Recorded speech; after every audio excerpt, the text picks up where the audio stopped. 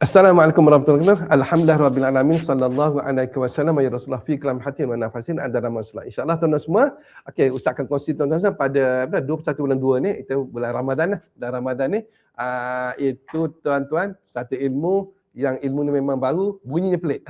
Bunyi pelik. Aji lembu sekilan. Okey, aji lembu sekilan ni merupakan kalau di Indonesia memang masyhur lah, kalau sebut aji lembu sekilan ni memang masyhur. Dan kalau kita pergi ke sana, sebut aja Aji Lembu Sekilan, boleh katakan kebanyakan orang yang mengamalkan ilmu Quranian ni di Indonesia mereka tahu apa itu Aji Lembu Sekilan. Jadi Aji Lembu Sekilan ni tuan-tuan, kelebihan dia banyak kelebihan. Kalau Ustaz nak serahkan banyak tuan-tuan, semua Ustaz nak beritahu, ianya merupakan ilmu multifungsi. Multifungsi iaitu tuan-tuan boleh gunakan apa saja. Untuk pengasihan boleh, untuk pelarisan boleh, untuk perawatan boleh, untuk kerezekian boleh, untuk pertahanan diri, untuk perlindungan diri, semua boleh tuan-tuan semua. Dan juga ianya dapat membuka aura anda, dapat membukakan ketujuh kita kata potensi aura diri anda ada, yang ada pada diri anda. Dan juga tuan-tuan, dia juga dapat menghalangkan anda daripada segala bentuk serangan-serangan sama ada zahir ataupun batin. Dan juga tuan-tuan semua, dia juga dapat kita kata menghindarkan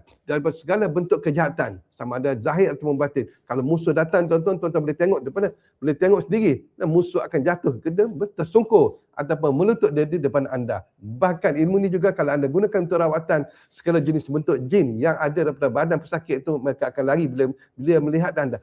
Tuan-tuan kata melihat anda, mendengar suara anda dah cukup untuk mereka lari. Jadi insya-Allah tuan-tuan semua, kalau anda inginkan ilmu multifungsi ini, anda boleh join Ustaz pada pagi jam 9 jam 11 pagi. Kita puasa kan begitu, jam 11 pagi. Nak buat pukul 9 takut tuan-tuan tidur lagi kan. Kita buat pukul 11 pagi insya-Allah, itu jam pada 21 bulan 2 ni. Dan juga pada itu adalah bulan Ramadan, mungkin masa kita dah santai-santai, dah bangun tidur, anda boleh dengan fresh, mandi elok, jumpa Ustaz pada jam 11 pagi pada 21 bulan 2. Assalamualaikum warahmatullahi wabarakatuh.